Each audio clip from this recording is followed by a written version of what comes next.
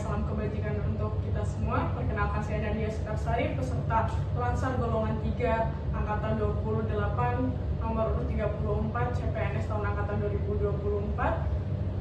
Saya akan menampilkan video isu kebangsaan saya dengan tema narkoba. Inilah 13 tersangka peredaran gelap narkoba di wilayah Samarinda. Mereka ditangkap secara terpisah oleh Satres Narkoba Polresta dan sejumlah polsekta. Pengungkapan jaringan pengguna dan pengedar narkoba ini diungkap dalam waktu 2 pekan. Dari 13 tersangka itu terdapat 1 jaringan pengedar sabu-sabu di lingkungan rumah tahanan atau rutan. Kita ungkap ada 12 kasus peredaran gelap narkoba. Ya, dengan total jumlah kasus ada 12 dengan 13 tersangka. Kemudian barang bukti semuanya narkotika jenis sabu. Untuk total barang bukti yang berhasil diamankan ada 76,24 gram narkoba. Kini para tersangka terancam undang-undang narkotika dengan ancaman pidana penjara minimal 5 tahun. Iswanto melaporkan dari Samarinda.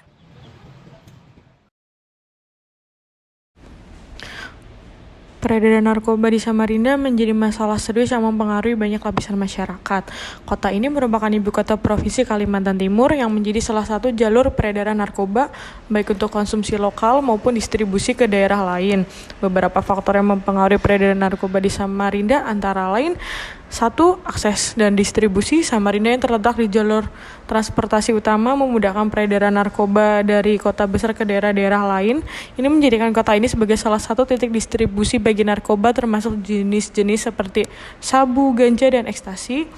2. Penyalahgunaan oleh berbagai kalangan. Peredaran narkoba di Samarinda melibatkan beberapa kalangan, mulai dari pelajar, mahasiswa, hingga pekerja. Beberapa laporan menunjukkan bahwa anak muda sering menjadi sasaran peredaran narkoba yang berdampak pada peningkatan angka penyalahgunaan. Upaya penanggulangan narkoba di Indonesia, khususnya di kota Samarinda, melibatkan berbagai pendekatan yang dilakukan oleh pemerintah, lembaga terkait, dan masyarakat. Berikut adalah beberapa upaya yang dapat dilakukan. Pertama, ada pencegahan dan penyuluhan edukasi kepada masyarakat. Hal ini bertujuan untuk mengedukasi terutama anak muda dan pelajar tentang resiko penyalahgunaan narkoba. Kemudian ada penegakan hukum yang tegas dengan mengadakan operasi penangkapan dan razia narkoba serta peraturan yang lebih ketat oleh pemerintah Indonesia. Kemudian yang ketiga ada peningkatan pengawasan dan pengendalian di jalur distribusi.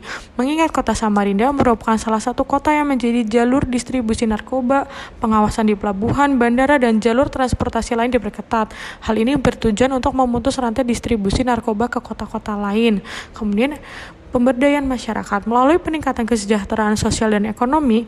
Program-program pemberdayaan ekonomi seperti pelatihan keterampilan dan pemberian modal usaha dapat mengurangi faktor kemiskinan yang seringkali menjadi latar belakang penyalahgunaan narkoba. Kemudian yang terakhir, kita dapat memanfaatkan inovasi teknologi dan data. Contohnya adalah penggunaan aplikasi atau platform daring untuk melaporkan peredaran narkoba atau penyalahgunaan narkoba di sekitar lingkungan, serta penggunaan sistem informasi untuk memonitor dan menganalisis peredaran narkoba. Secara keseluruhan, penanggulangan narkoba membutuhkan pendekatan yang komprehensif melibatkan pemerintah, masyarakat, lembaga penegak hukum, dan sektor swasta. Upaya preventif dan kuratif harus berjalan secara bersamaan untuk menciptakan masyarakat yang lebih sadar akan bahaya narkoba dan mengurangi dampaknya.